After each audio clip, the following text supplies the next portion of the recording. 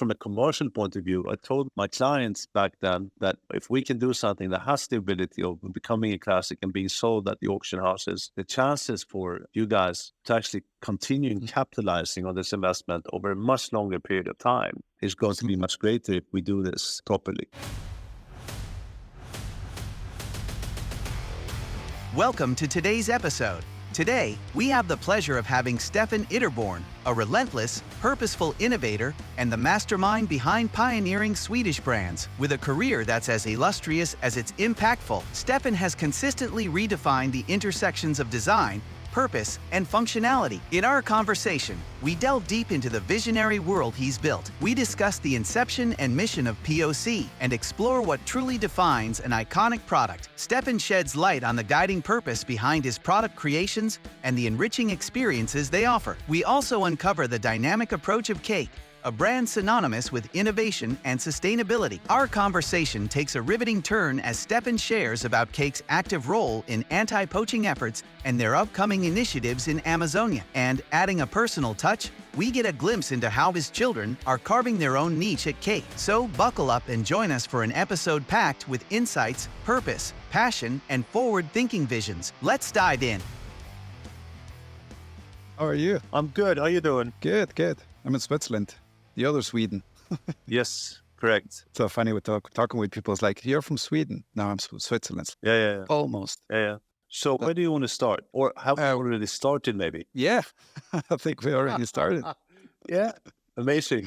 Sneaky. It's great to meet the man behind POC. Good to see you. Likewise. Yeah. Now, the idea is to have a conversation. I'm an industrial designer that started a podcast, and my goal is to have conversations with people that have done iconic products and iconic experiences. Some people can try to replicate it or do the same with their products to get rid of trash products that land in landfills anyway. Okay, good cause. Yeah, I'm getting tired of seeing so many products. So that's why. It's boring. It's scary and exhausting. And I don't know if it's a race to the bottom. Yeah. Looking back of the things you did and where you came from, it's very fascinating. And that's where I would like to start. Yeah, sure. We can start with Clara. Yeah. So you have a designish background. Yeah, so I actually started in the furniture field of things. So initially my first company was a company named CNBI Interior. And that's a company where I got really interested in contemporary design. I went to Milan. I was 19 years old. I lied like a dog with companies saying that I had this huge company in Sweden behind me and we were looking to find interesting companies to represent. And I got a few companies with me. They believed me and I started my career in the field of contemporary furniture, lighting. From there, I went on and changed direction when I started gathering contemporary Swedish design and starting to export that. I started my own brand, in that case named CBI. I started something named Swecode, which was an umbrella organization for young Swedish companies in that same field and for international exhibitions and whatnot. And then I went from there and I did start Clara, which was another kind of retail phenomenon with purposeful and basic products, basically, in relation to whatever needs you would have on a domestic or whatever you needed for your home. So I did that. And then I started the journey with my own furniture, CBI, and that's the first time I really got into manufacturing. Mm-hmm. Then from there, I left that. I did a big product for IKEA as well, and went to show that in Milan, also to emphasize the kind of energy that was going on in Sweden at the time, and it was a rebirth for Sweden in internationally getting out there and showing what was going on. Something that I think not only on the furniture or design or pretty much within the different creative fields, I think that since the late 80s or early 90s, Sweden has had the opportunity of actually sharing and creating interest in what was going on here. So anyhow, I started this consultancy company from the IKEA's initiative where I got to lead that project. I was doing a lot of work in Finland, but I got to the point where I needed to bring more purpose. And this is where POC started. And POC, with a mission to save lives and reduce the consequence of accidents for gravity sports athletes, initially skiers and snowboarders, and eventually also cyclists. Was my true, I'd say, endeavor on a global scale to develop and establish a brand with a strong purpose, a stronger purpose, with life-saving opportunities. So that's how I got to POC. Yeah. To go back to IKEA, the IKEA PS, it's still out there. So it's already something iconic you built there, or you created. Yeah, but it's interesting. I think that we launched that in 1995. So it's soon 30 years ago, and it feels like yesterday. That's a bit scary. You realize that time is passing. But it was a huge, and also I think that it stirred up the whole furniture scene because, again, IKEA, and that was one of the main reasons. I was actually mad at IKEA. When I went down and met the guy that actually hired me from IKEA, I was like frustrated like nothing else, saying that, hey guys, you got a responsibility. You need to stop being the copycat, doing simple stuff without purpose or content. And there's this huge opportunity to actually to attract an international market in terms of what's going on in Sweden right now, creatively. And the guy believed me, and I got to start and to run that project. Hey, sorry for the interruption. If you're enjoying this podcast, please share with others. That's going to help us reach more exceptional guests like Stefan. For updates, visit conversations.design and subscribe to our newsletter. That way, you're the first one to know when the next show is going to drop. I appreciate your time and your support. But let's go back to the show. And it's really scared the whole Italian furniture industry as we showed up at the furniture fair. And again, without bragging about it, again, pricing was at a totally different level, of course, compared to the Italians. But again, to be honest, 30 years later, I think that it did bring a new kind of level of energy to IKEA. It gave them a lot better independence.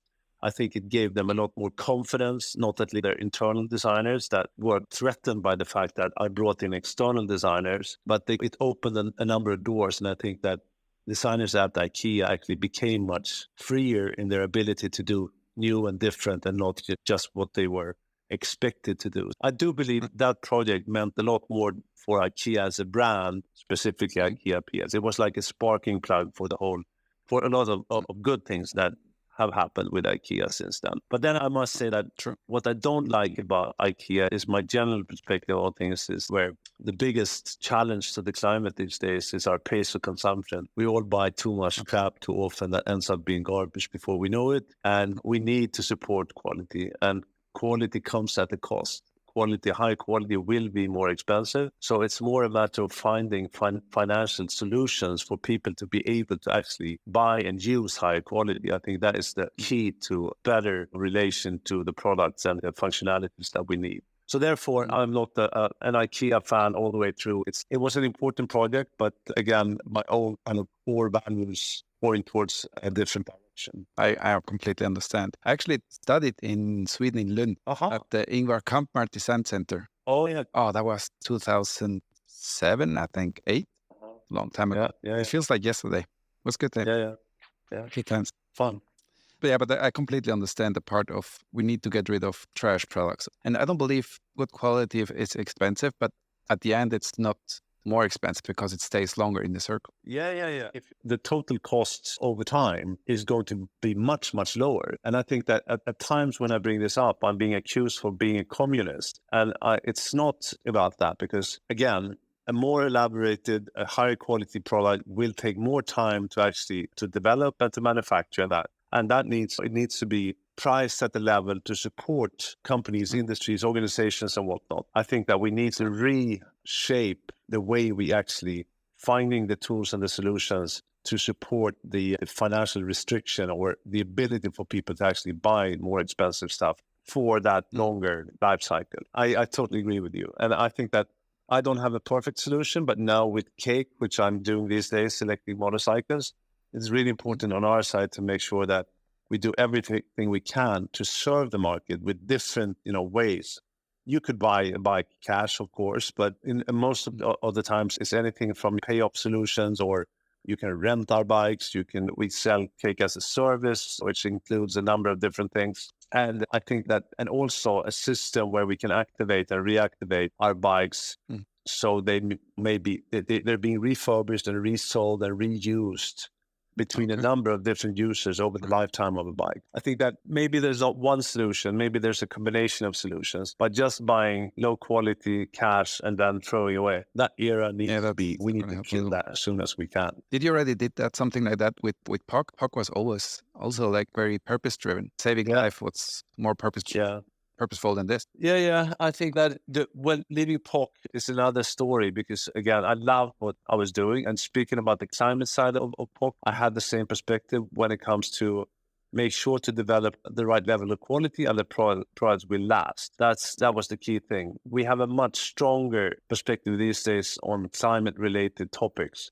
And I would say it's not only the product, it's also infrastructural perspectives, developing systems. We have something called the sprinkler system, for instance, which is dealing with the future of urban transportation, how we actually get goods from warehouses outside the cities and being able to deliver to people's doors and so forth. It's a much more complex kind of pursuit. But with POC, the reason why I actually went through that phase, I stayed with POC from when I founded it back in 2004 and left in 2016. So I was there for 12 years. And that's pretty much the longest I've been with any of my I'm an impatient guy too. And we did a few maneuvers there and we sold the company actually twice. And I realized that being with the company as I was at the time with both the acquirers was not really my thing. It becomes too corporate. It becomes too rigid. It becomes too narrow. That's when I started thinking about, so what is my next journey? And then I just happened to run into an electric motorcycle at the trade show at ISPO while exhibiting POC, and I was just struck by the ability of being able to ride a bike silently without polluting in the woods, and that's how my interest in this. Yeah. So that's the story. Yeah, and I was reading you describe yourself as a stubborn change maker, which I really like. Yeah. A stubborn change maker. Yeah. Maybe I said that, and when you tell me I did at some point, I guess it's a good description of what I do or who I am. But it makes sense.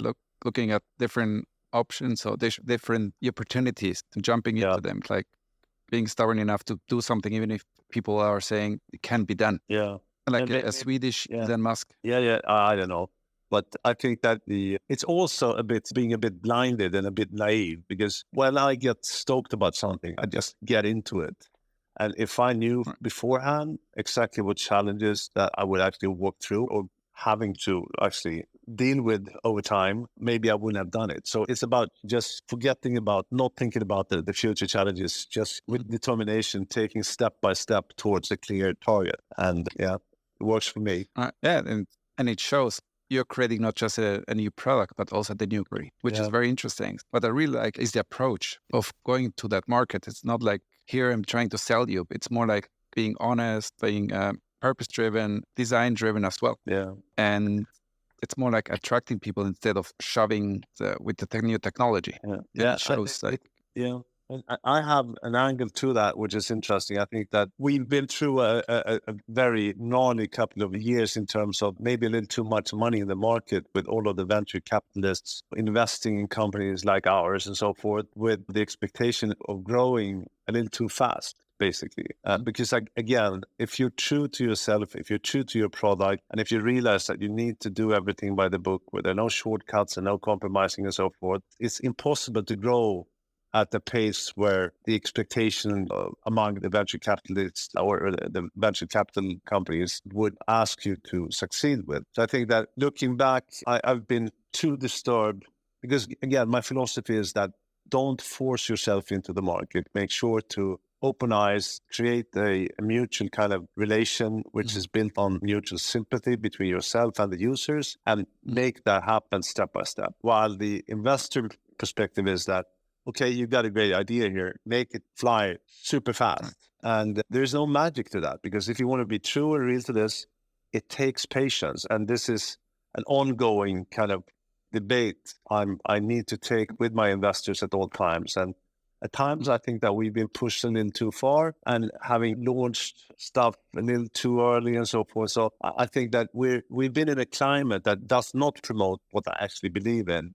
when it comes to how these companies around the world have been financed. The expectation of super growth to the extent which is impossible has not promoted what I think is the core thing here again, which is make sure to don't compromise with quality, don't force yourself into the market, make change and make sure to make tangible and honest and true change. Yeah, and I was listening to some interviews, and it's beautiful in a way that people are not selling it, but also telling the story. Yeah. And it's about the user really using it and really enjoying it, the experience of it. Yeah. And I can tell by myself, yeah, it is refreshing. And I think experiencing the joy of riding one of those cake bikes is something that you just have to do it.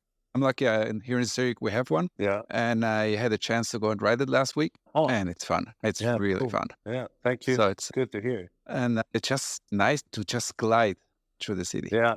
And this quietness. So it's fun. Beautiful. Thanks for sharing. So I'm considering doing that for a podcast setup, so I can go to the guests with the bike. Nice. Or to my design clients or something. That will be cool. Yeah. So I'm thinking of that because it has a purpose on it. Yeah. So are you based in Zurich or? Exactly. Yeah. In the city. So I have quite many friends, but I have a really good designer friend in Zurich, which is Alfredo Heberli. I don't know if you know him. Yeah. Everybody knows him. He's one of the star designers here in Switzerland. Talking about star designers, quite a few of those star designers, some iconic designers. I've come to work with a lot of them during the years, so it's a privilege to have been. And of course, those guys, they have inspired me. I've learned a lot. And I'm not a designer myself, but I consider myself being a conductor. If someone plays the trumpet or the timpanis, they're the musicians. So I write the script and I conduct. That's what I do. But throughout the years, being able to work with the Mark Usens and the Alfredos and the Jasper Morrisons of the world and so forth, that has really inspired and developed my perspective on things. And that's what I did years back. So it was a great school for me to actually start my book, to lay the kind of platform for the future of my career to come. Yeah, and it shows in the product and the love in the detail and also like the purpose. I would love to talk about the partnership, talking about purpose and the partnership you have with the poachers or anti-poachers, which I think it's something that also shows the dedication. That's a project that would never have been able to come up just automatically. It has a number of reasons to why it happened. Basically, it was these days a friend of mine, but earlier an acquaintance, mutual friends, and we're pretty close to each other during summertime, where we have our summer houses on the island of Gotland. And he called me one day, saying that I really want to try a bike, and I have a few bikes at my country house, and I love having people coming over for a ride in the woods. And we have this ride and we get back and he's totally stoked and amazed about the whole experience. And he says that, hey, Stefan, I don't know, but I would describe myself as an African hobbyist. And I was like, okay, what's the take here? And then I realized he told me about how he's engaged in conservation topics in Africa and so forth. And he asked me, Stefan, I think these guys, the rangers down there, they're using motorbikes, but they're super noisy and loud. So the poachers hear these guys 45 minutes away and they just pack up and leave before we can bust them. So think about being able with these bikes to actually sneak up on these poachers without being heard. That'd be wonderful. And I was like, yeah, sounds interesting. Let's see what we can do. And then his next sentence is that the next big problem is that they need to truck out and at times flying in gasoline with helicopters. And I was like, of course, that's a problem. He went like, thinking we can solar charge these. And I said that it might be problematic. We don't have that technology, but I turned to our good friends in Utah, in America, named Gold Zero, and they make mobile power stations. Ah, cool. So we were able to make these mobile power stations. So each Ranger has a bike with 2 batteries. So one battery is always being charged only by solar power. And it's beautiful. Solar power, new technology, new type of vehicles, increasing the level of efficiency, chasing these and busting these poachers for the sake of saving endangered species. It's the perfect project for anyone who gets to hear about it, and it's inspiring. And it shows how new technology, clean energy, and in the end, it's all about conservation in the most wonderful ways. So that product has also, right now, been passed on to. We do a similar thing in the Amazon as well with an Indian tribe, and they're having problems or issues with deforestation, illegal deforestation, and they're using, up to now, they have been using combustion engine motorbikes, and they're also being hurt, so they never get to chase them. So doing the same thing over there now. So it's really interesting and meaningful. Yeah.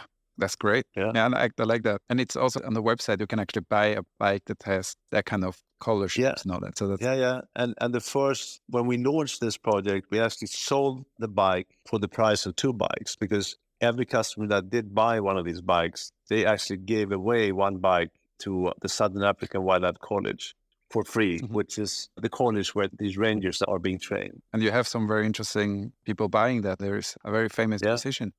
Yeah. There are a lot of people that are famous for not being cake customers, but for their own careers and successes and brilliancy. So if people are wondering who that is, that would be Pharrell Williams. There's a question that I really like to ask the guests, and that would be, what do you believe that others don't? I believe in, or let your heart lead and let your brain follow. That's potentially what I want to say, which is people at times tell me that, oh, you're brave, Stefan, you're moving from one industry and or space to the other. And to me, it's not about being brave. It's about being passionate about something that gives me energy and following that compass. And the interesting thing is when I talk to my kids about things, and when we speak about, I wouldn't coach them in any career direction, but I tell them that whenever you're passionate, get into it, go deep, because when you're passionate, you're like a sponge. You take in everything and you become really good at that specific thing. And it doesn't matter if it's a small, specific interest or if it's a broader perspective, you become a specialist in that specific field. And I think that there's no better way of learning than being overwhelmed and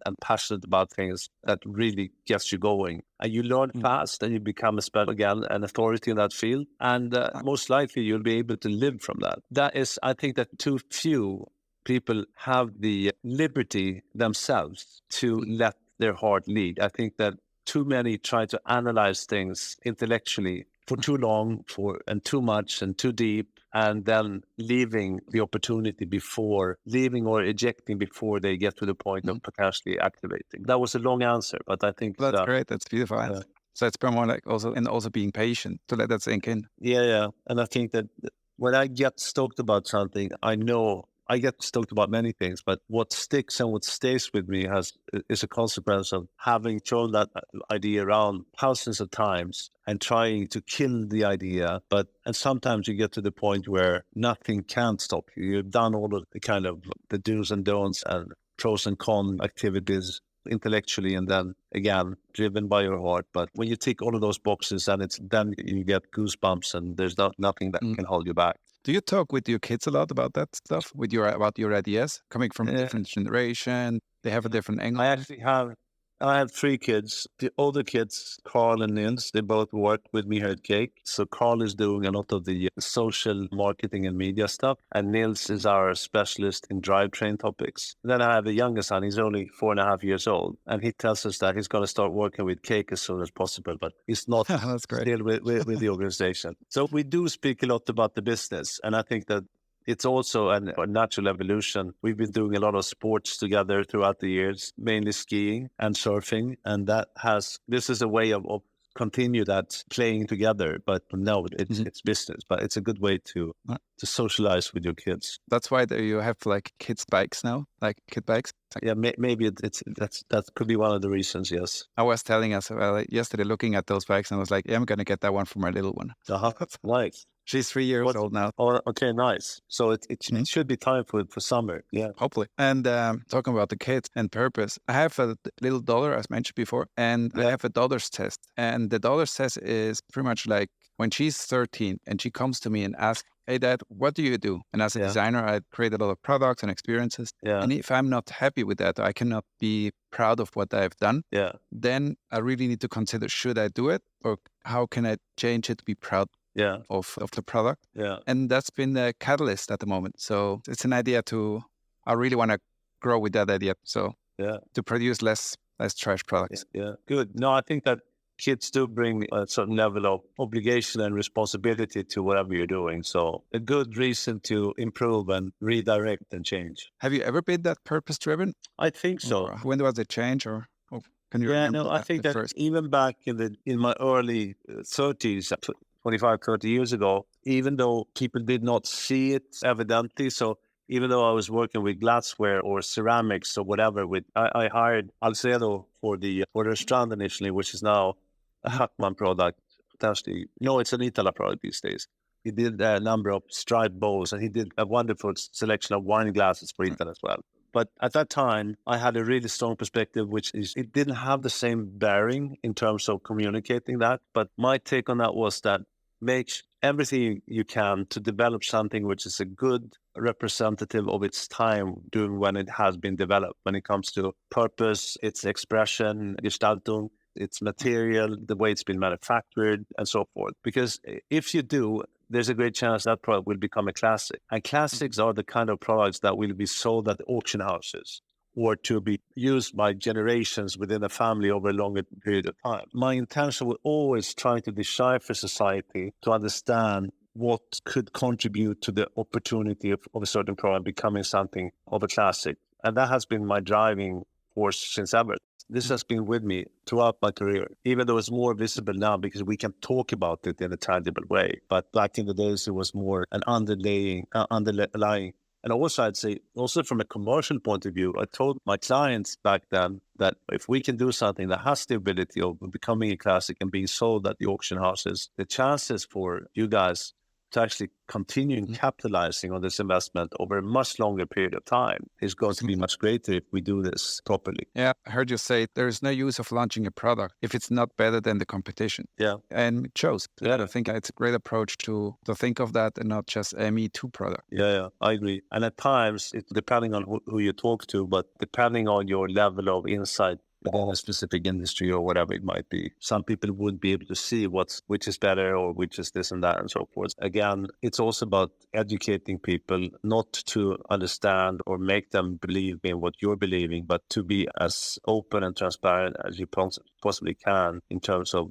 what is the reason for this product, what's it aimed towards, who is the intended user and so forth. And when all of those parameters are put together, I think that in the best of cases, you can never become objective about such things, but there has to be a strong understanding on the reason why the product exists. And I think if you do that, most people, even though they're not in the liking or in the field of using a specific product, you should be able to tell that story and make sure that everyone do understand what you're sharing. And based on that, where do you see Cake, or where do you want to take Cake to be a huge global player? Or I think what's the goal?